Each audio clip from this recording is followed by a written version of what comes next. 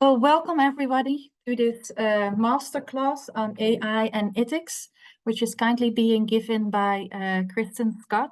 She is part of the Computer and Science Department at the KU Leuven University in Leuven. And she is currently conducting different kind of research, mostly on the topic of biases and fairness in algorithmic decision-making, and particularly biased representations of people in data.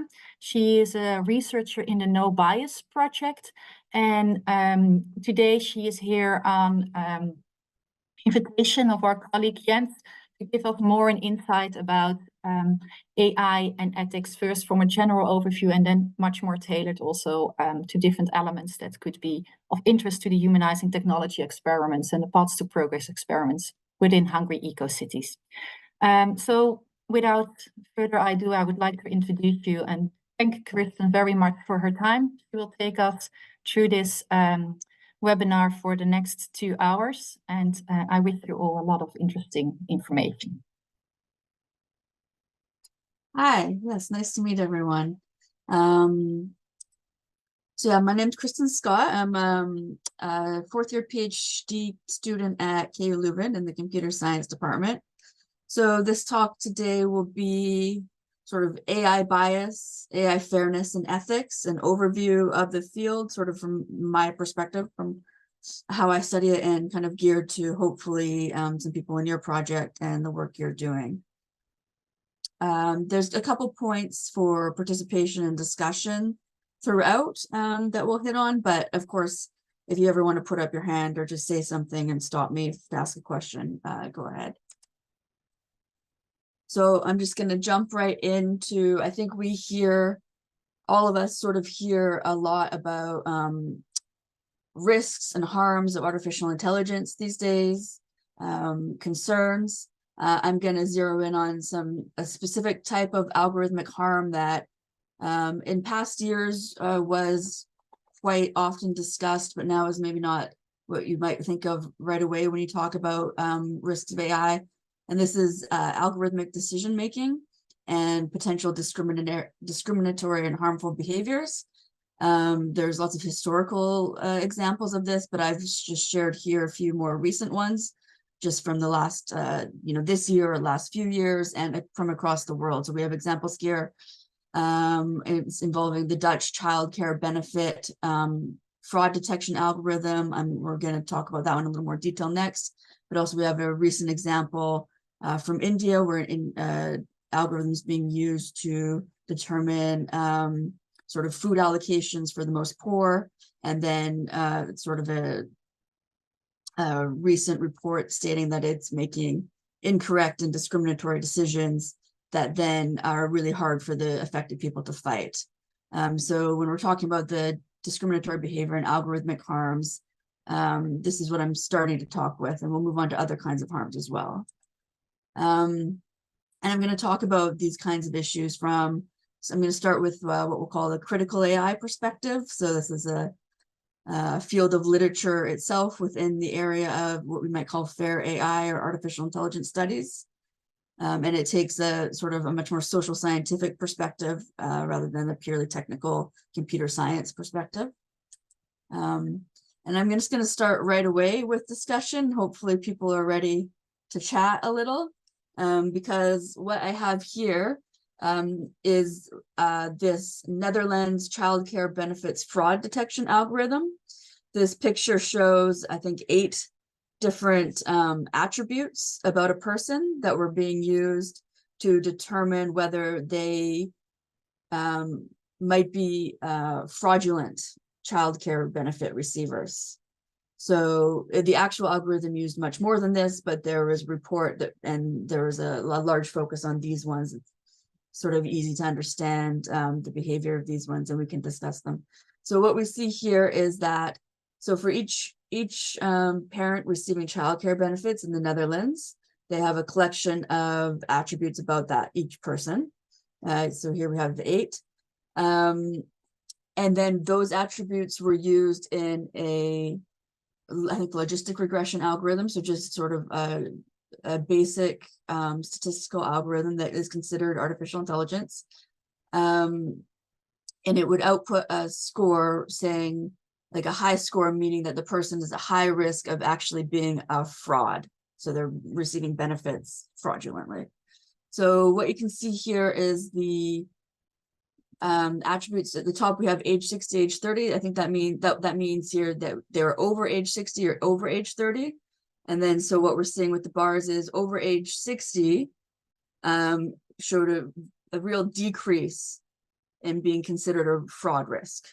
Whereas the over age 30 category, there's a real increase. So you hit 30, you suddenly really increase it being flagged for a fraud risk. But then once you hit 60, then it goes much down again.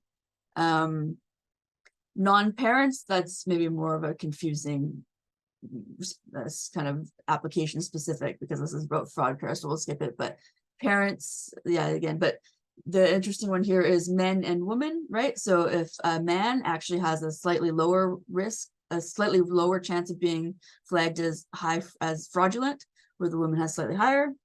Dutch skills, strong Dutch skills means that you're like very decreased risk of being considered fraudulent. Weak Dutch skills is a little bit higher. So this is where I want to hopefully that kind of you have a general idea of what's happening here with this decision algorithm. And I wanted to open up discussion to start with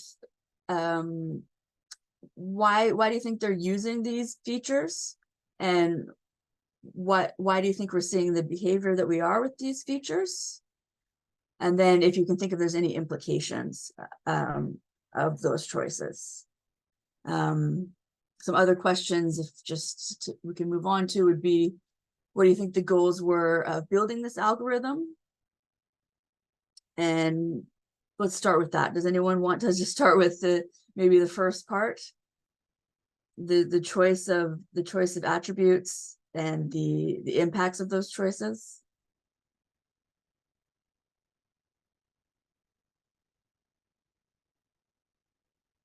I don't see any hands up. Nope. Okay.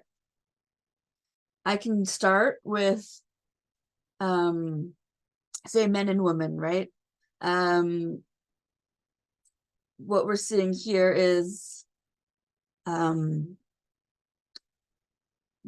data, these decisions about fraud or not fraud are being made based on historical data.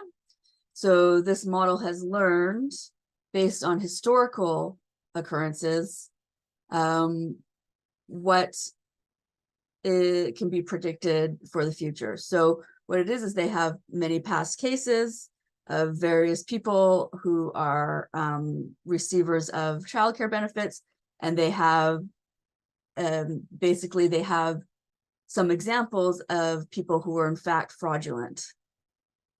And so now what they do is they use that information. Here's this group of people who were previously found to be fraudulent. Here's people who were not found to be fraudulent. And that's what's used as what we call the training data for the algorithm. And the algorithm learns the patterns about what do the fraudulent people look like and what do the non-fraudulent people look like. And then when you provide the algorithm with a new instance, what you get is the algorithm's able to take what it knows about the fraudulent versus non-fraudulent from the past and make a decision about whether this new instance should be considered fraudulent or not from the past. Now, some things that can happen. It could be possible that people between the ages of 30 and 60 are much more likely in general to be receiving childcare benefits, because that might be a much more common age.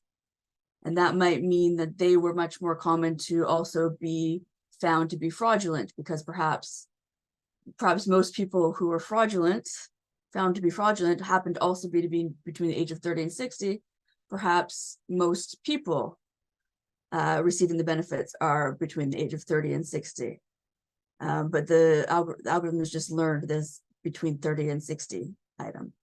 To go down, a really important one is this strong Dutch skills, right? Strong Dutch skills, if you don't have Dutch skills in the Netherlands, it means you have an immigration background. So why this algorithm was found to be really discriminatory is that the large majority of people being flagged as fraudulent were immigration background. Now, does that mean that people with immigration background are much more likely to be fraudulent? Or does it mean that in the past, people with immigration background were much more likely to be treated with suspicion and found to be fraudulent? And thus, they have lots of data on fraudulent immigrants. However, they don't have data on fraudulent non-immigrants because they might have existed, but they were never found because they were not investigated.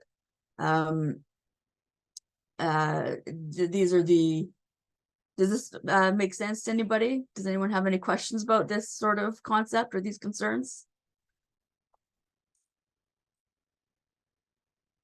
I have one thought. There was a new media conference recently in Delft I went to. They had a big conversation about this toeslacht in the fair. There was a representative from the D66 party, which is interesting, at an art conference.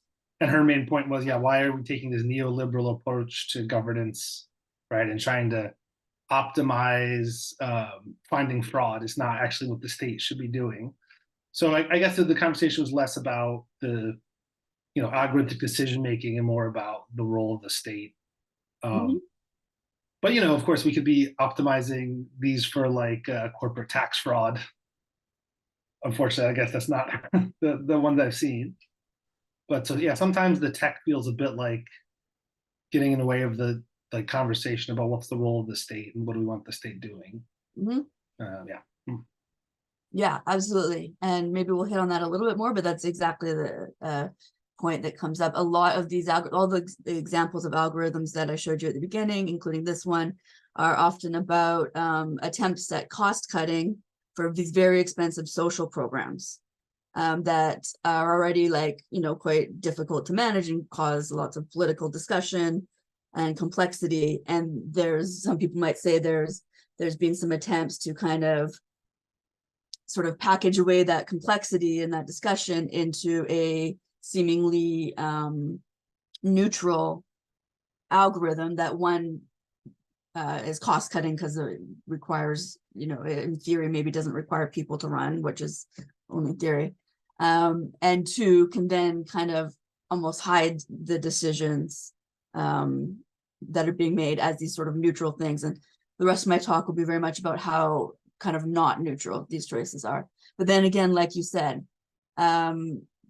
this is very specifically about looking for fraud. Again, it's about who gets benefits and who does not, which is a very specific task. And this is why I have the question, could it be different? These goals be different, right? What are some other tasks that maybe these algorithms could be used for that would cause a little less of this discriminatory harm? And so I'm going to move on now, but we're going to definitely touch on that continuously throughout. And yeah, here I even have, so it's often argued that very much like you said, it's introduced to cut costs, it's introduced to follow, so yeah, there's lots of work suggesting it's a neoliberal model of reducing the cost of these social benefits as much as possible in an efficient manner. So what about some alternative grows? What about if there was a goal of how can we increase benefit levels? And we started building an algorithm from that question. What kind of algorithms would be useful to make it so we could increase them? And then other things like, what if we focused on using them to simplify the process for the user, right? A welfare recipient, a childcare benefit recipient. What if the algorithms we were building were focusing on those processes? Or say improving the working conditions for the caseworker, the social worker, or the caregivers caring for the children, rather than maybe trying to replace them. So there's some ideas for alternatives. So all of this sort of what we're talking about, including this role of the state question, all goes to this point of these artificial intelligence systems are socio-technical systems, which is essentially a system that incorporates both humans and technology. And they're not like easily linearly separable, right? They're entangled, the human and the technological aspect of these systems. So this means that they're made by humans and they're used by humans. They're not just some sort of separate neutral thing that's grown, right? And then that also means that what ends up actually getting built versus what does not is not a neutral question. So again, like we were talking about with the fraud detection versus some other kind of use, like finding white collar crime. And now it's actually very complex to untangle these socio-technical interactions. So even just, for example, think about an AI system and a user interaction, like the fraud detection. Say a caseworker has this algorithm. What happens if, how do they actually use it? What happens if they disagree with the algorithmic output? Are they allowed to change it? Are they supposed to change it? Does the fact that the information comes from an algorithm affect whether or not they disagree or not? And then there's other questions. If we use these things over time, what does that mean about how the skills change, say in the workplace of these caseworkers, et cetera? So that's just like one small example of the human technology interaction and the like large unknowns and complex interactions that will occur. So I'm going to talk about just sort of one way to conceptualize this complexity of algorithms and trying to make them a little more fair or a little more little less biased to reduce their harms. So I'll talk about one work from S+T+ARTS where they conceptualize this difficulty as 5 abstraction traps that like a computer scientist who's hoping to build a more fair AI system might fall into.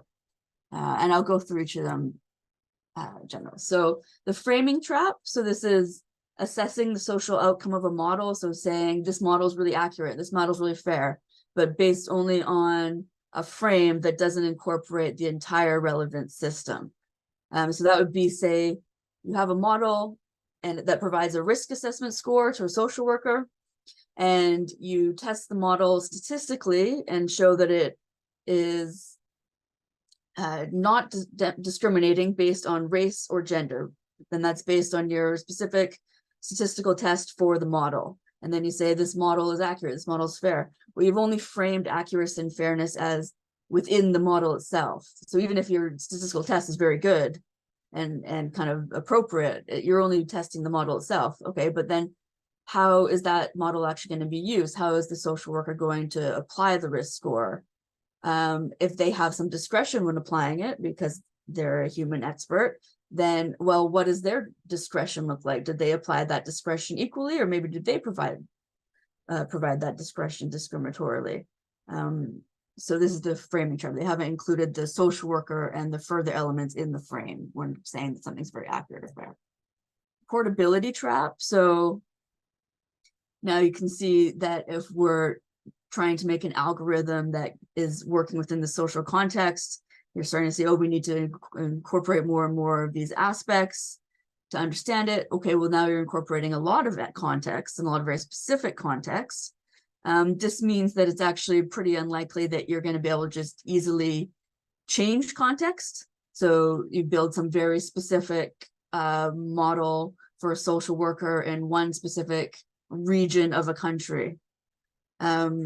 Is that model going to be relevant in another region, let alone another country, or for a different kind of fraud, for insurance fraud detection, say, right? And the big issue here is that engineering training it has like a really high level of focus on portability. And that's often like a real cited benefit of computational models and being able to perform something computationally, and it's scalable, it's portable. So there's a real, there's a conflict and a tension between these two things. Formalism trap, so it's trying, but not successfully, to account for a complex social concept in a mathematical way. So there's this field of algorithmic fairness, where we'll get to the specifics, but maybe there's some specific definitions of whether whether a model's treating two different groups fairly, and they can be mathematically calculated.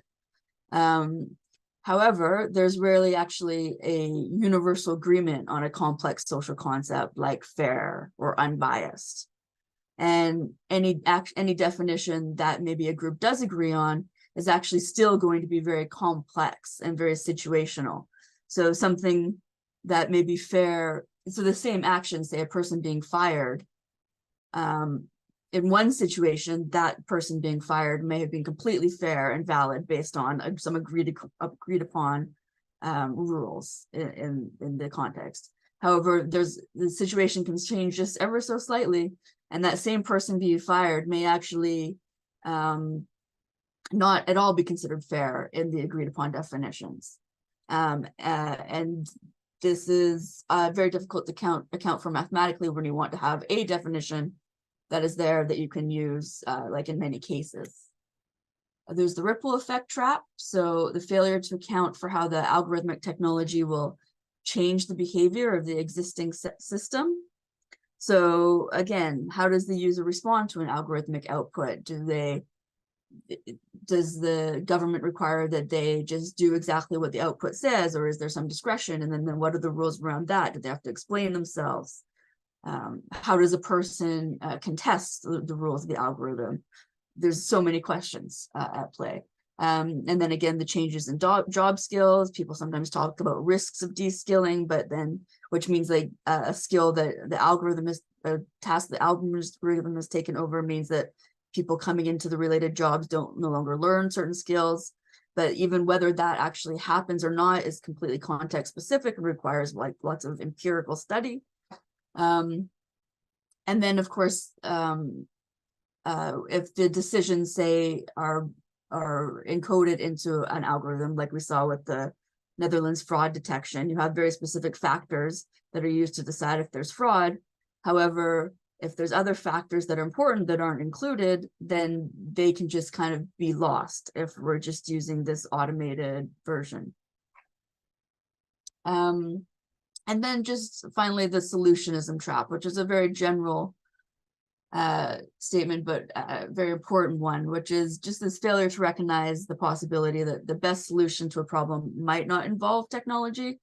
So again, like we were saying about the problem maybe isn't about a faulty algorithm or improving the algorithm or getting just the right algorithm here. Maybe there's this question of the state's role, say, already needs to be decided. And that needs to be decided in a long, lengthy, complex social process, right? And so jumping in with a technology just might not be the solution at this time. So those are the traps. And then I just want to discuss this other aspect of the socio-technical nature, is the non-neutrality of AI technology. So again, as we're trying to convey here, the AI system's output is not neutral. So everything that's made, every decision that's made is made by a person, and that person has a view. So it's all comes from a view from somewhere. That's from Donna Haraway, a classic sort of science technology studies work, but there's some work from Ellis and Boyd that apply this to AI technology that's very nice. Oh, and I wanted to mention, I will be sharing these slides with you. And so each slide, I try to include the full citation of these works. And these works are trying to be the sort of accessible works to sort of as entry into these topics. So yeah, I just hope it's sort of a guide through these topics for you.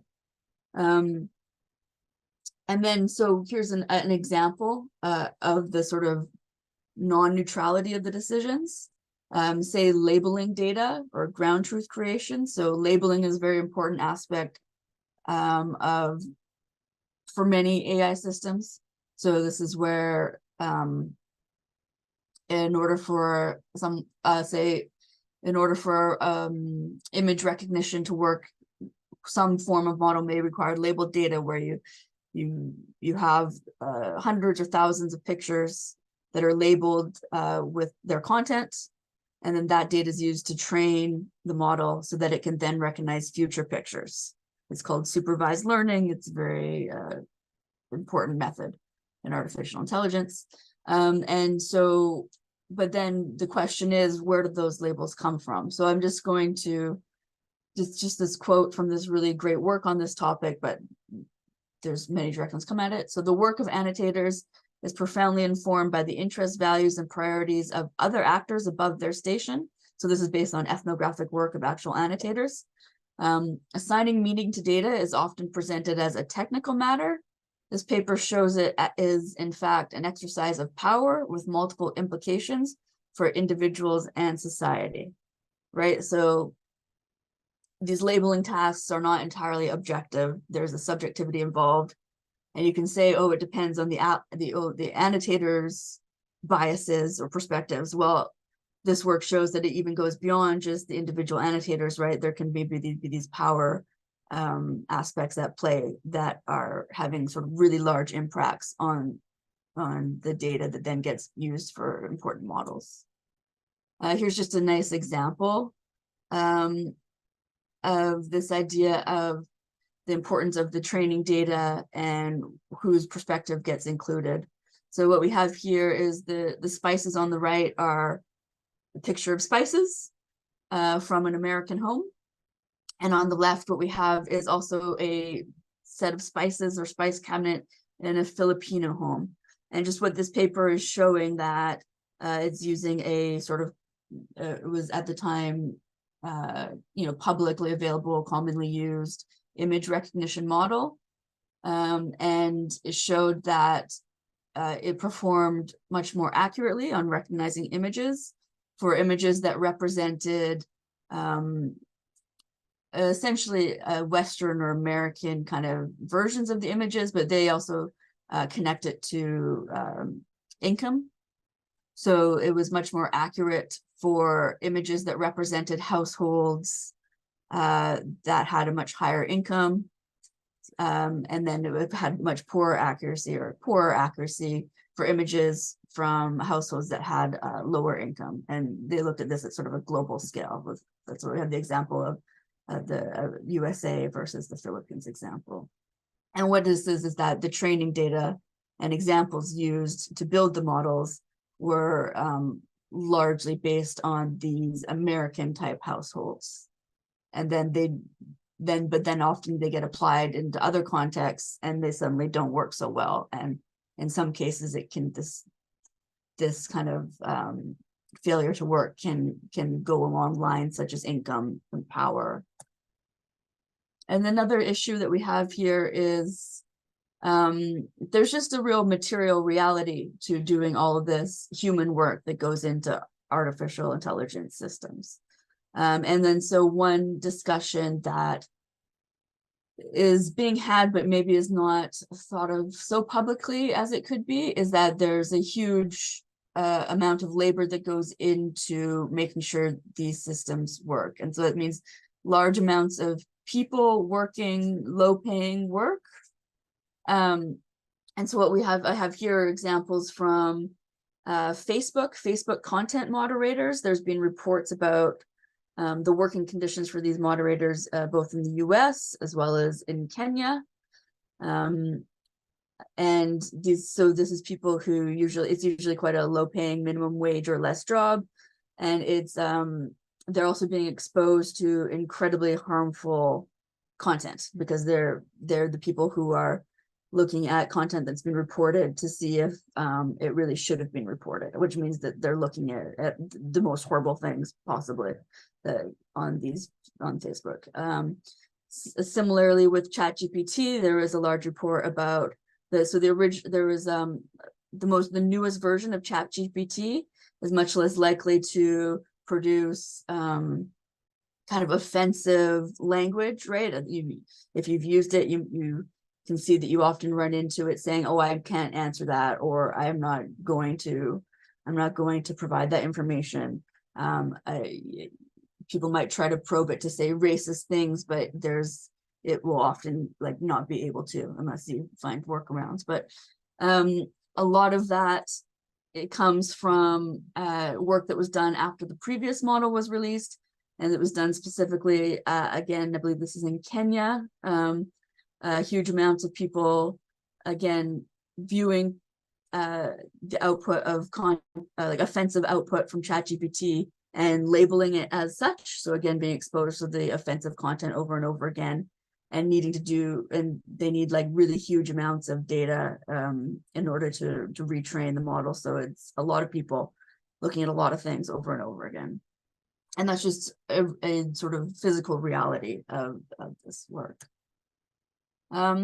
So I want to look specifically at some generative AI concerns, because I've been talking a lot about algorithmic decision making, which maybe doesn't fit with your idea of like the generative AI harms that you might hear about. So I'll give like a very high level sort of definition of the difference between a generative versus a discriminative model. It's not that this is more just to say why there might be some differences in the kind of different harms, but it's not clear cut. The harms and the uses of these different models are very overlapping. So discriminative models, these would be like the examples with the algorithmic decision making that I've been showing you would have often been using discriminative models. They need this labeled data to be trained that I've been discussing. And then with this labeled data, they learn a relationship between the features. So that's like say the information about the person, and then the label. So which could be high risk, low risk, whatever you choose to be the label. And what it actually learns is what's called the decision boundary. So say you have two categories, and one is high risk and one is low risk. And you have many people with these different features about them, age, height, label, age and height and other features, say. And what it learns is how to sort of separate the high risk and the low risk individuals. And then if you give it a new individual, it will see where it falls in this vector space, what side of the decision boundary it falls on, and then that is how it will decide the risk, whether it's high risk or low risk. Well, that's how it decides the label. Now, generative models, they are learning the underlying patterns in the data. So you can maybe think of it as like what makes up a cat or a dog, because these are often used for image recognition, image creation, image generation, also, but similarly with text as well. And so instead of learning the decision boundary, it is just learning, it's just clustering the groups of the data into the different groups and learning kind of the features of the different groups in vector space. And then with this, then new synthetic data points can be created. So this is how the image generation, you can ask for a picture of a cat and it will create a picture of a cat, because it's learned kind of through many, many, many examples, and these huge amounts of examples, what a cat could look like. So then when we think about the risk of generative AI, we want to think about what is learned. So essentially what's going to be learned is what's in the training data. And the training data, it's these huge amounts of data. And so ChatGPT, I mean, people say it was basically trained on the internet, right? It's trained on just the huge amount of written text that we have available already on the internet. And that was why they were able to create this model. It's not like we can just sort of create our own training data that just perfectly matches what we want, right? They had to go out and seek and grab as much possible. And so what it learned is whatever was already in that data. And what we see is that it learns, well, one, languages, right? It works much better for certain languages than other. We call dominant languages, languages that there's huge amounts of content for on the internet, probably languages that more people speak. But also the content, right? What are the customs of the people writing that text? What are the views and perspectives of people writing that text? The specific kind of harm that can come from this is something called representational harm. So that can be stereotyping, or you propagate a negative generalization about a certain group, but also just incorrect representation or just completely failing to represent them. So that maybe you could think in terms of the spices example, right? So it can say if you can recognize a certain kind of, say if you asked image generation model to generate a spice rack, is the spice rack more likely to look like something from the American home than the Filipino home? And if we use these models to make, for many, many uses, then what happens to kind of this representation that's less common in the data, right? It can be represented poorly or just never represented at all. And then there's stereotyped associations that happen specifically within the model. So this is more the technical side of how these sort of stereotypes are kind of coming out, or these sort of learned behaviors are in the model. So this is a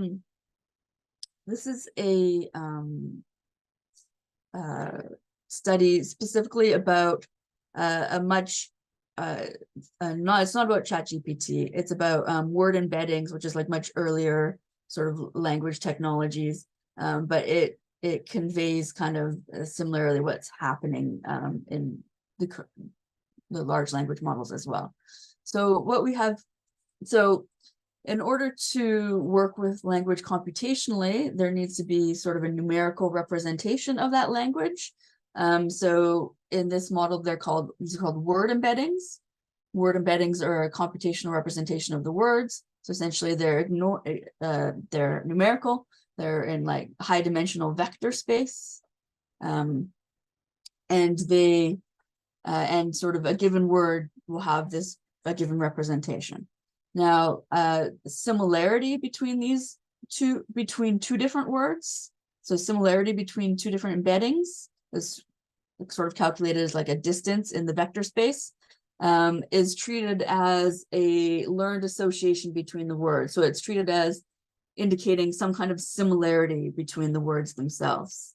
And a really large amount of studies have been done on various kinds of language models and language and word embedding technologies, showing that stereotype associations, so similarities that actually match human stereotypes, are found kind of in all of these models. So just in this example, so what we see in the graph here is that the percentage of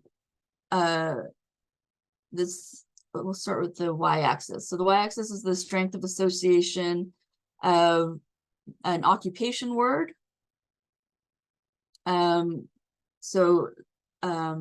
Like say housekeeper, computer scientist, so it's an occupation word, and then we're measuring the association of that word with the percentage of people who are actually in that occupation who are women, and we're seeing what we're seeing is a very strong correlation.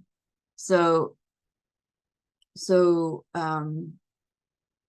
words that are words that are like sort of socially, or sorry, not words, occupations that are sort of socially associated for women, so actually have large amounts of women in them currently in the world, are very correlated with similarity to the female gender in the word embeddings. So sorry if it's not super clear, but the word embeddings, the similarity of female to say housekeeper is very high in word embeddings, and maybe say in the actual social world, most females are women. Something it's like this is what they're showing. And now this can be said, okay, this is just a representation of what is actually occurring. But what they're trying to show here is that sort of expected associations are learned and very, very strongly learned. And then they go on to test very specific stereotypes. So I'll just give the example here of, so they take male names and female names and assess their similarity to, so assess the similarity of male names to concepts, to words related to career versus words related to family. And then they test the similarity of female names to words related to career and words related to family. And this is because actual previous tests on humans and in social science literature have shown that there are strong stereotypes and bias associations of female to career, of males to career and females to family in like sort of a biased manner. And what they show is that the models themselves, the embeddings actually have learned this association, that female names are more similar to words to do with family, male names are more similar to words to do with career. And again, this is a list of different like known stereotypes, like proven existing stereotypes that exist. And they basically found that the model behavior matched most of the stereotypes that were expected. Now, again, some people might say, well, it's just showing what does exist. These aren't stereotypes. This is just, you know, numerically, maybe more females are associated with family, etc. However, you have to start thinking about, okay, well, what would these be used for? If you're going to say you want to generate pictures of doctors, you want to generate text about a story about, you know, a happy family. What kind of stories are you going to get? What kind of pictures are you going to get? And do you want them to be based on this historical data, right? Because all the models are always relying on historical data that they've been previously trained on. So what if the situation, you want it to change or it has changed and that's not represented in the historical data? You have to remember that your model has learned these associations. So what is that going to mean for how you're going to use it? And what does it mean for what you want the world to look like? Now I'm just going to touch on the environmental impact of generative AI. Like I said, these are huge models that required a huge amount of training of huge amounts of data, and that means a lot of actual physical activity, right? It's data centers, and with that comes carbon emissions and water use. So, I mean, there's a lot of work on this, and I'm just going to try to summarize it just so you know in your mind kind of what the kind of impact is. But there's a lot of factors at play. There's a lot of different numbers being thrown around. So training GPT-3, so that's a previous large language model. So it was trained like once, right? But then there was a new model, GPT-4. So this is like, you know, one big thing. So each model kind of has this emission at least once in its life, and then each version of it again. So carbon emissions of 502 metric tons, say that's the equivalent of 112 cars over 1 year. It has a daily carbon footprint as well. That's just the use. So this is for it being used, about 8.4 tons per year. So that's less than the training, right? It's, but it's is also growing. But also, so I think it's up, you have to kind of consider what does that mean in context, right? 112 cars per year compared to how many actual cars there are. It doesn't actually seem like a huge amount, perhaps, or maybe it does to you. And then again, the use, right, is just what it is just one additional kind of emission impact. But then it's important to realize that it has these impacts, right? Because are we going to increase their use? Are we going to increase the amount of models? Are we going to increase the amount of data? We have to remember that it will have actual emissions impact, and actually just using them bit by like on our own computer is also having this impact. But again, it's just a fraction of the emissions impact of just the major data centers of the world overall, which is like a very huge impact. And that's all the sort of, you know, the internet, the email, all the data center use is like actually a very large and significant amount of emissions now. And an individual large language model is just one little piece of it, but it is important to know it exists. And then people talk about emissions quite a bit, but there's also water, which is of course very important for our world and our future. So these data centers also use up a large amount of water. It's required for cooling. Even the water used for cooling doesn't be able to get reused. It actually gets used up. It gets evaporated. It gets dirty, etc. There's also other water use that is kind of reused. There's just water being used all over the place. So see, again, training required the 5.4 million liters of water. And then so this paper here that I'm citing, they tried to break down the different kinds of ways that it's used. So maybe only 700,000 liters with actual on-site cooling.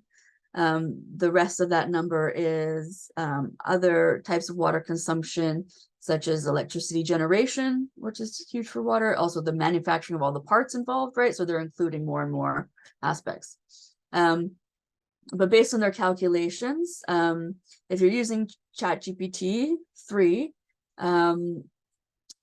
10 to 50 responses, depending on how you're using it. So 10 to 50 uses about half a liter bottle of water. So something to keep in mind. Now that I'm sure we all have probably heard quite a bit more about further ethical considerations of generative AI. Let's just go over a few more points because we could go on and on probably. So there's the question of the benefit of who, right? So they're saying there's lots of discussion about how these models can be very, very, very beneficial, or some people maybe saying, are they? But this one point about the languages in which it's very effective in. So it's ChatGPT, say, for example, is usable in other languages as well and can be quite effective in other languages, but certainly not all languages. And certainly this technology tends to be very English language dominated, right? It's the language that it first works in, well in, and often works the best in, often that's partly due to training data and partly due to where these models are being made. Then there's just concerns about how it could be used. So the automation of false or malicious content. So we already have these huge concerns on, say, social media platforms, public platforms about false content, harmful content. Well, this is now a tool that could be used to, sort of make exponentially growing amounts of this content and combine it with other sort of automative technologies, then it could be also spread, like a very large scale, right? Then there's also questions about, okay, the training data. So what is the source material for the content being generated, right? There are concerns about the copyright of the source material. So it's trained on all huge amounts of existing text, and who wrote that text. Do they have a right to say that they don't want it to be used for these kinds of models? Is there a risk that it will generate text that is very similar to the copyrighted text, or cause harm? And then there's also possible privacy infringement. So will it generate text that kind of is presented as new and sort of anonymized text, but actually has identifying information about someone or something that is, was meant to be in one specific place on the internet, but now is kind of being just sort of served up to the world. And similarly with dangerous information. So we know there's lots of dangerous information out there, but are we concerned that this is a sort of a new source to sort of serve it up to those who ask, or maybe even those who don't ask can accidentally be kind of provided with dangerous content.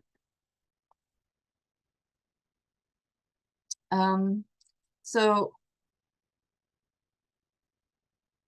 does anyone have any questions about that section? Because what I'm going to do is go into some technical approaches, and then this will be like 10 minutes or so of kind of heavy technical aspects, and then there'll be a sort of a break and a group activity.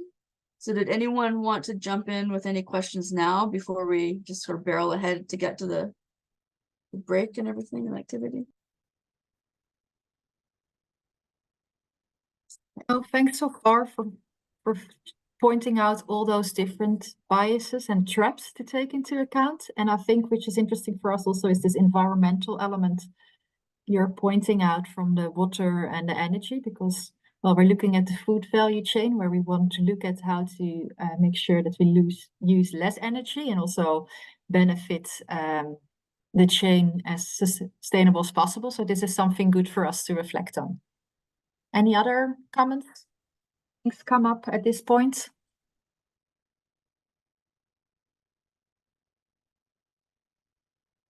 Yeah, thanks. If I may say one thing, thanks for the interesting lecture up to now. I was wondering these, you know, for water use, it's often I've seen that figure before. That's like 10 to 15 queries will use half a liter of water. Is something like that also calculated for the carbon impact? Let's say like for 10 queries, the GPT-3, it has a carbon impact of like. Yeah, something. I did not find that. So maybe because the water one comes from one very specific paper that puts a lot of work into deciding how to calculate the water. And then so I think they choose this metric to do it by. I couldn't find one specifically for the carbon emissions. Doesn't mean it doesn't exist though. I tried to pull in the information for you for sure, but the information I was finding was talking about this daily carbon footprint, right? So the 50 pounds per day or 8.4 tons per year. And that's specifically from this 2023 paper. So it's a couple years old. So that's about everybody using it rather than individual use. So yeah, so I guess a sort of back calculation would be possible in some kind of way if you would know the daily amount of queries or something. Exactly, and I don't want to say it's I've not never been able there. to find that statistic. Always very curious how that would work out for like an individual user, but I've never been able to find so, or at least very mixed information on that. Yeah. Yeah, I can do another check and maybe send it off to you if I find something. Maybe part of it is the water has this nice calculation of half a liter, where the emissions after Yeah, pounds, then right? sometimes presented again like oh, it's like boiling water for a cup of tea or something. Then the carbon impact comparable to like boiling a cup of tea. No. Anyway, would be interested if you would have some kind of information on that. Would definitely be interested. Yeah. Okay, that's definitely something I can Thanks. try to follow up on because it is nice to have comparable metrics. Okay, anything else? Are we moving on? I have one more thought. Yeah. We had a nice guest lecture from Carolyn Steele at our last get together. You know, she ended up talking a lot about the good life in relation to food systems. But I was thinking about in terms of ethics, you know, right before we get into the technical side, it might the focus on the technology and the sort of technical good, bad, and ugly obfuscates what and why we're using technology more generally. And I know that's a big topic, but a worry I have, even when we're doing this grant, is the moment to opt out and say, actually, you know, this isn't the right tool. And yet, because there's so much, you know, churn and excitement around it, we're losing sight of the larger ethical questions of like the good life and whether or not this is even what we should be deploying. So I just wonder, as you know, as you're considering ethics, where that comes in, so we don't get bogged down only in the sort of technical approaches. Mm-hmm. Oh yeah. Oh, sorry. I do want to clarify. It's not only technical from here on out. There's a technical moment, and some activity, and then we will get back into sort of the non-technical approaches to the issues that we've discussed. And a lot of it, I focus on sort of design principles and design approaches. So we will get to it. Not that I'm promising to solve that question that you have, but it absolutely is coming up again, including the discussions of refusal and everything. And we can keep talking about it then as well too. Nice, thank you. Yeah. Okay, so we'll do the fun part then. Okay. So what I'm going to try to do is give you an overview of the field of fair machine learning. It can also be called fair artificial intelligence. It's sort of an emerging field, but what it is emerging from computer science. So it's a very computer science based focus on the questions of algorithmic harm, but it also is a growing and, like I said, emerging field. So what I'm presenting here is sort of the historical aspect of it, the sort of where we sort of ended up in a technical way, but the field itself is really moving forward with a lot more of like what I was presenting earlier in discussions I was presenting earlier. But I don't want to lose sight of some actual contributions and important like technical approaches to these problems. So what I'm saying here is that it's taking it's sort of the intersection of some kind of abstract notion of fairness. So, which can mean various things, as we'll see. Legislation. So often a lot of this work was done in conjunction with like concerns about legal discrimination, or in conjunction with questions or concerns from lawyers about harmful decisions, whether an algorithm should be legal or not, whether an algorithm is being discriminatory, etc. And then the mathematical sciences, or I would say computer science specifically. And so what they're trying to do is to detect, assess, and also mitigate these discriminatory decisions that can occur, and often very specifically related to what we call protected attributes. And these protected attributes, what is usually meant is sort of legally protected in anti-discrimination law. And in practice, what this usually means is categories of gender and categories of race, because there's discrimination laws regarding discrimination based on those categories. And the work that is done tends to focus on those categories. So with that being said, a lot of the work has been sort of making these mathematical definitions of like a fair outcome or a non-discriminatory outcome. And at this point, there's over 20 of these definitions that are like quite standard in fair machine learning. And there's not one single agreed one. And they actually, the different definitions could even be sort of mathematically mutually exclusive if you try to apply them all to a given kind of use case or data set. So first I want to introduce you to the confusion matrix, because this is important for understanding some of these definitions of fairness. So what this is a way to look at your model's performance. So you've probably heard about model accuracy. So that's when, say, the model is predicting, predicting if it's a dog or a cat, an image is a dog or a cat, and it's doing this based on having previously labeled instances. So we're talking about this labeled supervised data discriminative model with labeled instances of dogs and cats. And so what you have is you have a training set of data that allows the model to learn the differences between dogs and cats, so that it can then predict for new instances. But then what also we do is we have a sort of held back set of labeled instances of dogs and cats that we call the test set.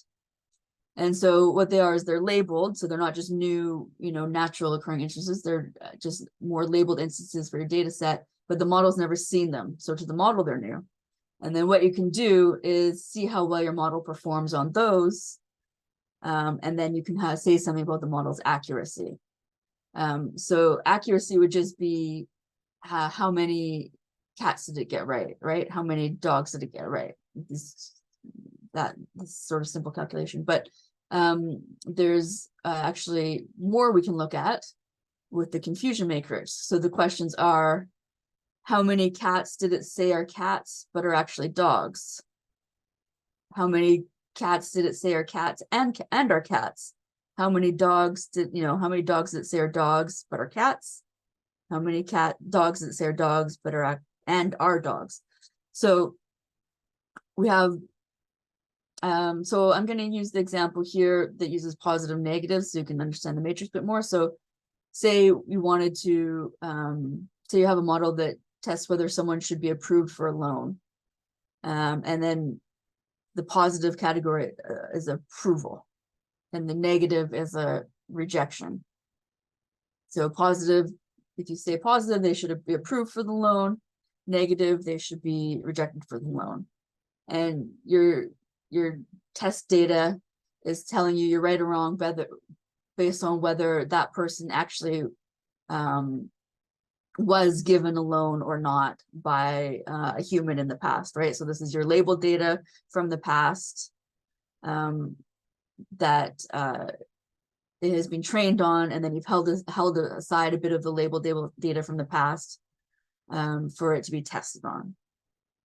So a true positive means the model said, yes, they should be given a loan, and they, in fact, were given a loan. So it was correct. The model is correct, and also it's in the positive category. And here, positive and negative, where I'm aligning with the positive outcome of approval, negative rejection, but it doesn't have to be that way. But also equally correct is the true negative, right? So it was they were rejected. Your model rejects them, and also in the actual label is reject. So it was correct to reject, and but it was the negative. And then so the other two, which I have in red here, the false negative and false positive, are just when it gives the incorrect based on the labeled data. So they say approved for a loan, and then but the actual label is no, this person wasn't approved, or rejected for a loan, and then the label is actually like, oh yes, they were. So those are two inaccurate, right? So it's different kinds of accuracy and different kinds of error is what's happening here. So the big thing that I think is useful for some of the metrics I'm about to talk about, well, they're all important, all have different implications, but we'll focus on the true positive and the true negative, right? So say, like in this case, the positive actually aligns with a desirable outcome, approved for a loan, where the negative applies to a undesirable, not approved for a loan. So if, say, a certain group of people were getting more of a negative outcome than another group of people, then maybe there'll be concerns that this algorithm is discriminatory. Say women are getting much more rejections than men, then maybe someone would say, oh, this seems discriminatory. But then you look at this confusion matrix and you say, well, there's lots of ways in which women can get more rejections than men. Were they rejected and they were supposed to be rejected based on the labels, or were they rejected and they weren't, etc. So that's what I'm going to go over, some options here about how that is sort of formalized mathematically. So there's some sort of group measures and the more individual measures. So we start with the group measures. So group-based fairness metrics compare the outcome of the algorithm for two or more groups. And we're just going to really simplify things here and say a group, two groups, male and female, and we're concerned about discrimination. And already I'll just throw in, you can see the risks we come to here with a lot of this work is you're required to group people based on categories, and you have to have data for each category. So say this comes up, and then so we're often talking about these very socially constructed categories, like a gender or a race could be argued to be. And then, but say we only have data for people that we know are men and know are women, or we only have data for people that we know are Caucasian and not, etc. Right? But these all sort of require that you create these groups. And so we're going to create this artificial group of men and women, because then it's just two groups. It's easy for us. And so one type of group fairness might be that all the groups have the same probability of being classified with a positive outcome. So that's demographic parity. So that's just 50% of men and 50% of women all get the loan, according to the model. The model predicts for them to get the loan. So it has nothing to do, it's not based on that the confusion matrix or the labeled data. It just, it has equally positive outcome for both groups of people. Okay, that's one possible way. But say you also want to make sure that it's not just randomly giving half the women, half the men to be equal. Say you're concerned about what the actual true positive and false positive rates are. So then we have something called equalized odds. So both true positive rate and the false positive rate are the same for each groups. So what this just means is it's about the performance overall for each groups, and it's about actually the accuracy of the performance for each group. So say for men, we have the true positive rate and the false positive rate. And, maybe there's the true positive rate is just like, okay, like 80% of the time it's true positive. And the false positive rate is just okay for men, right? But then then it's just making sure that it's that same amount of okay for women, for the women group. So that sort of just means you're just sort of looking at the kind of accuracy of the model for both groups, because we want it to like work well for each group. So and then something like equal opportunity is where it's the same thing, but you're just only care about the true positive rate, and you're not worried about the false positive rate, because you say, well, the false positive rate I'm not worried about. I don't care if we give a few people approve them for the loan when they were, maybe labeled as shouldn't get the loan. I'm not worried about that. I just want to make sure that we find all the people who deserve the loan, the true positive, equally amongst the men and the women. Then we have individual fairness here. So this is more about individuals. So looking at each individual as a data point, right? And the data point being that list of information about them, woman, income, career, etc.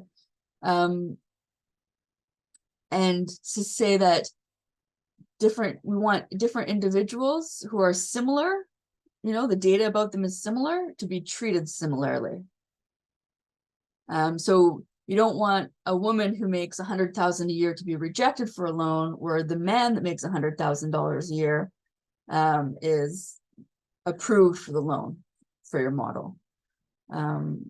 So that means like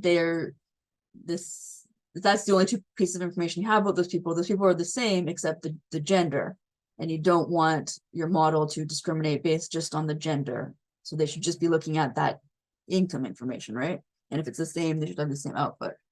And then there's been different approaches to be able to do this. Something called fairness through unawareness, which is an early work in this area, whereas the focus is on not including any information about the protected attributes. So the protected attribute, again, might be the gender, race, or in our case, we're talking about gender.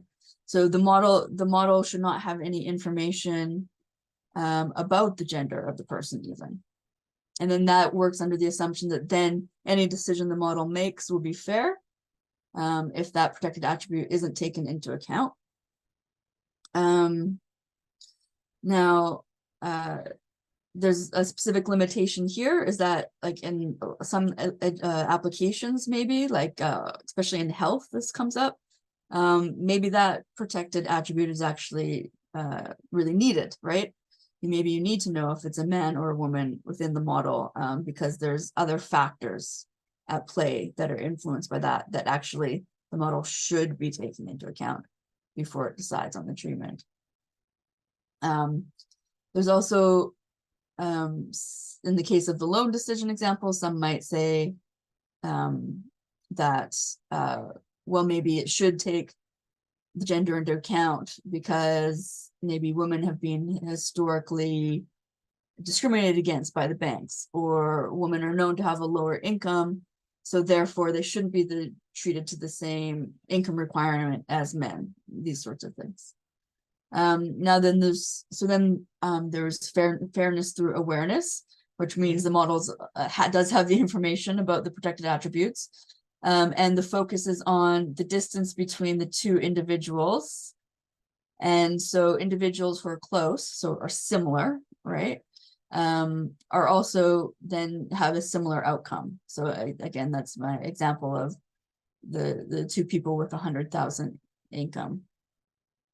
And then so you can,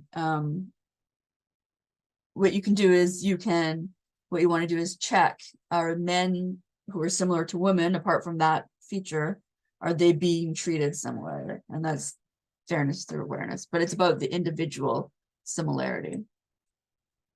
I'm going to skip causal fairness because it's not even something that I'm going to be explained, but there's causal graphs.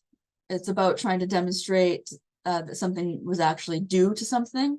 This is related to actual discrimination law, where it might be required to show it's not discriminatory to fire a woman, right? It's only discriminatory to fire a woman because she is a woman, and proving that legally can be very, very difficult. And this is sort of this causality based fairness is a sort of attempt to use something called causal graphs to prove that kind of thing. But it's difficult sort of for legally to do, and it's also difficult to do computationally with these causal graphs. So overall, each of these kind of ways of measuring fairness or discrimination do have challenges and limitations that I've kind of been pointing at. But so it's being shown that there may be mathematical incompatibility between some of the fairness constraints.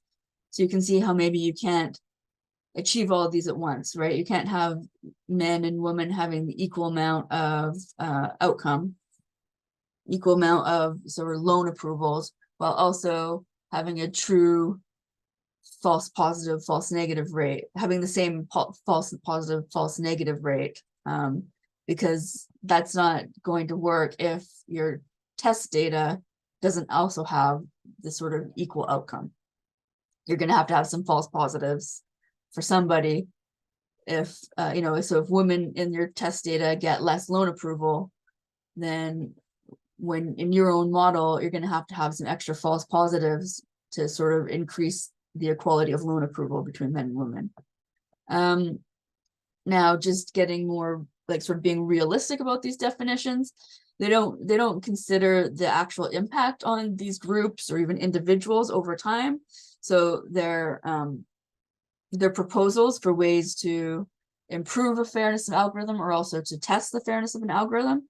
To be clear, these metrics can be used in sort of these different ways. They can be used in the actual training of the algorithm so that it learns to optimize for kind of reaching your chosen mathematical definition of fairness. But they can also be used after the fact just to test the output of your model to see if it's meeting your definition of fairness. But using these definitions, we don't actually know what the impact is over time on the actual context of use. And this goes back to what we were discussing at the beginning, right? It's a socio-technical system, and there's so many factors at play in the actual use in these very like high stakes uses. And then some would say that assuming that fairness can be mathematically defined to create a fair system doesn't actually address the actual specific societal and historical context. And often those are very domain specific, right? So I've been using this example of the loan application, and it's a very common example used in this field, and lots of work is done on data sets that like sort of mimic this loan application example. But some of you are probably already thinking that, well, if you're worried about certain groups of people not being like unfairly not being given loans, are these different mathematical definitions within the model going to sort of solve that problem, when the problem might be relating to, historical inequalities based on, say, actual racial discrimination, based on actual income differences for different groups, based on, segregation for different groups and participation in the economy of different groups. And perhaps that is where, you know, these sort of discriminatory decisions are coming from. And that these, this might not be the best way to approach it. Again, is that maybe the technological solution isn't the best one. And then there's some people might say that using these kinds of sort of proof that your model is fair could maybe legitimize the actual inequalities that are being done under a justification of merit. So, for example, the individual fairness, right? It's saying, oh, if this woman has a similar income to this man, then she should get the loan as well, and because she deserves it, right? And again, so we know that in lots of places a woman makes on average significantly less than a man, even in similar positions. And then so suddenly, like, okay, do we really want to say it's like this is really a merit-based decision if we're saying the woman with 70,000 doesn't get the loan if she doesn't deserve it, right? Is that really what we want to say? Or do we want to take into account the societal and historical contexts that are causing this? So that being said, I do not want to throw all these away. These can be super useful for particularly for assessing the output of any sort of model that's being built. It can be really important, say, right? So picture a technology, say I want to use a technology like in my own life, I want the Zoom camera to recognize my face, right? When I have a background on. And maybe for me it does, but maybe for certain people who look differently, it doesn't. There's a super famous case that maybe you're familiar with. Joy Buonomi has a work on it about demonstrating that, like, the camera recognition technology of her webcam at the time she was making the paper was much more poor for Black women than for white men. And then if you look at so if you're using these groups, these race and these gender, particularly Black and white, and then also gender, and splitting up the data about the performance of the model based on these groups, she was actually able to demonstrate, like, very clearly that, okay, it looks like overall the performance is really good, the accuracy is really high. But then we split up into the groups, you see that this very specific group has like incredibly poor performance.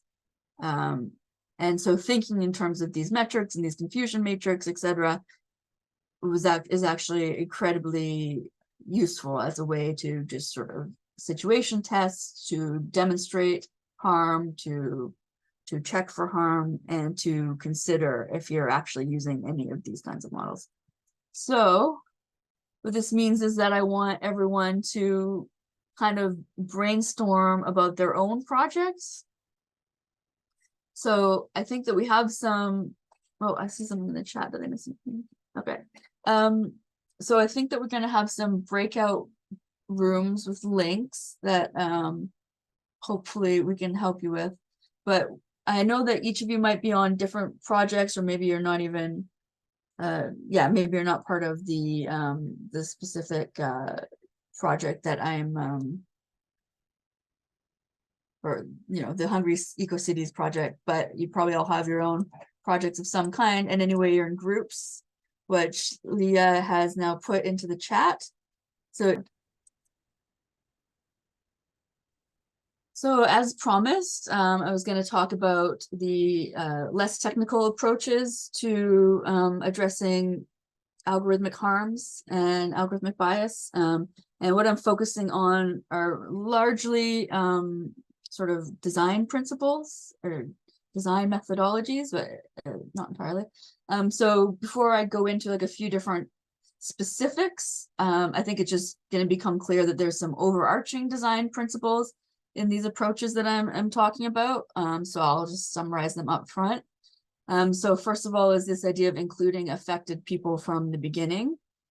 So even before defining a problem, before coming up with your first design of how you're going to solve it, including the people, the affected people who you're concerned about helping right from the beginning. Recognizing and deciding on what are the values behind what is being built. So we already had some discussion about, okay, is it neoliberal values? It's some other sort of governmental values. There can be many different values behind what is being built. And there always will be values. The key is to recognize them and even to proactively decide on which ones are important for you in this case. And just acknowledging that all of the sort of different design decisions, even if they seem super technical, about how to like represent a data point, right? And computationally, all these things are actually have very normative impacts, like we've been trying to make clear. And then of course the assessment is beyond just the model. So it's beyond those fairness metrics. We're not throwing away these metrics. Something measurable is of course important, like whether it's qualitative or quantitative, but make the frame larger, right? Not just the model itself, but impacts larger community over time, etc. And also to always have that consideration of how it could be different. So like we already started with, so if you're considering, oh, do I even want to use this kind of technology, then you can always stop and consider, well, why, can it be different?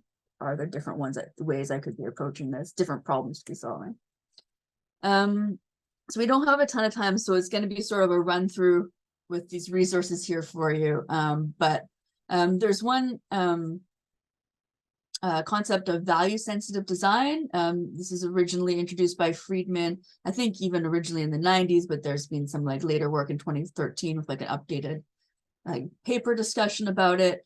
And so this is really about those values. So it's accounting for the human values throughout the design process.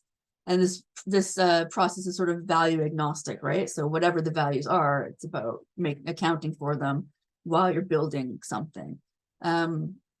And then, so there's many different kinds of values behind any given project. So there's maybe the intrinsic values of the goal that are sort of driving the idea or the project. But then there's also the values of all the different people involved. And they can be very, can be many different stakeholders involved, affected people, people who are maybe paying for it, all these different stakeholders. And they might have kind of different values that they would like to see in place in the project that's being made. And then so value sensitive design is like calls for this sort of iterative process of iterative investigations of the conceptual, the empirical, and the technical. So conceptual being like, what's the concept of the project? Who are the stakeholders? Like, let's define and identify and define these values. And then think about how are we going to deal with trade-offs? How are we going to feel conflicting values? So these concepts behind the project, right? Empirical is observing, interviewing, it can be experiments. It's just any actual like observational evidence or experience of what is actually happening. And then technical is actually testing the actual technology in relation to these values. And they're getting back to the values again, right? So each sort of piece of the technology, each is sort of maybe design decisions, a prototype, you can stop and test it into relation to those original values from the conceptual process. And this technical part can also be proactive design, right? Saying, okay, this isn't achieving what we want. How could we change the technical design, build something differently to better achieve our values? And this is not a linear process, right? This is iterative. You go to the concept, you observe, you build, you observe and build and go back to the concept, right? It's iterative process. And so I just have here two papers. One is the original value sensitive design paper, and then the something called reflexive design for fairness, which is kind of takes these, it's informed by value sensitive design, but I talk specifically about machine learning and artificial intelligence. Then there's also a lot of discussion about, okay, that was values agnostic, but what about if you kind of know that you have these values in place, and a lot of design discussion, especially when talking about designing for like reducing harm to certain social groups, suggests that there should be a focus on justice. So social justice and social change. So rather than just these mathematical formulas saying, you know, discrimination or not, it's about, okay, should this system I'm building, the solution I'm presenting, can it be like moving forward actual social justice and social change? And this is about like, is it affecting the actual like root causes of these problems, as we've been kind of alluding to? But again, this is about, you know, who's participating in the process. It's very much like it says here, not defining the problem first, but understand first, right? The context in which you're intervening. And then also asking questions like who's benefiting from the design, who's challenging or who's harmed by the design, and also questions like, you know, should we be challenging a status quo here, or are we failing to challenge a status quo that's required for what we want? This is a book that I'm suggesting here. It's, if this is like speaks to your interest and direction, this is a great book on the topic. And then there's also the possibility to say no, which I know someone already brought up earlier today. So I mean, there's many different ways to talk about this saying no. So here I'm presenting is the feminist data manifest no. There's actually over 30 refusal statements here, but what this is rather than the sort of the include effective groups, do this, do that sort of discussion, this is about people coming together and talking about, well, when do we actually draw the lines of what we won't do? So rather than just try to make something better or you know, work within what we're working within, when do we draw the line? So what we say is a declaration of refusal and commitment, refuses harmful data regimes, and it commits to a new data futures. So if that speaks to you, that's a direction to go, but we won't go into it too much. The data values manifesto, this is a data values project. This is if you're feeling a little more like, well, you believe this technology can be really valuable and helpful, and it's more about like who owns this data and having the power of open data, etc. So this is, you know, data for sustainable development. So they're very much pushing for the use of data and actually for people to be counted and seen, so that they can actually be like recognized and maybe like have governmental intervention, have their problems recognized. But of course, they're doing this with these principles of who, you know, who is actually creating this data. It should be the people that it's about, and also open data versus, you know, private and for profit, etc. So this is an interesting place to go. And they have interesting resources with like data stories about their different projects. And so a lot of what I've just been talking about here is really inspired by participatory design, or sometimes called co-design. And then there's also some other sort of keywords or topics in this area of like designing for social good, technology for social good, and then just sort of again, I have here intersectional feminist analysis, because that's a perspective that a lot of this critical AI literature is coming from. So it's important to sort of recognize kind of the values behind some of this work. And again, that's a great book on the topic. But if you're more into the social development work, then this technology for social good work is nice. But I'll just end on some reflective questions that you can ask yourself during your work, and this is drawn from all these works. So who is involved? What is their context? And so what I mean is who's involved in the project as it is. What's everyone's positionality? What's their interest? What are the problems they want to solve? And then you can sort of see who's in the room and what's everyone interested in and what you can kind of come together around. But then you also want to ask who's not, story is not being told here. So who's not in the room? What are their perspectives? And this paper I cite is actually even talks about a creative exercise, critical fabulation, speculation, where you can really start considering, you know, other perspectives that you might not have realized you're not considering, and what their perspectives might be. Then the question of what values are being prioritized, so being very specific, you know, explicit about this, what values, what trade-offs, how can we address concerns about trade-offs? So this is something that you can, you know, do explicitly in your own projects and your own writing and designing. And then ask these questions. Does design justice is who benefits from what you're making?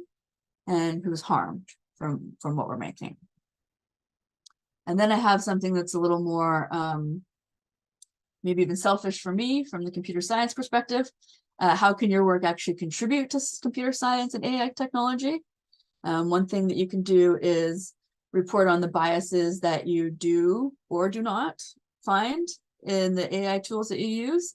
That kind of empirical evidence is incredibly important and useful and lacking, right? Maybe something's not actually as harmful or biased as we think, or maybe you find something very specific that doesn't work with the given technology. You have to share that is very valuable for us. And it's particular maybe in relation to your topic, right? The agriculture, food sustainability. And then also, what kinds of AI technologies would you like to see or would you need to successfully create your ideal project? So say you're finding yourself a bit frustrated with what's out there, with your expectations not being met, these concerns about harms are not being sort of solved. You can maybe start actually thinking about, even though you can't build, if you can't build it yourself, what would you like to see? How would you like technology to look? And that's also a valuable way to sort of shape the future of the AI technologies. So I'm going to end it there, and I know we're at the end of the time, but if anyone wants to bring up questions, I'm here still.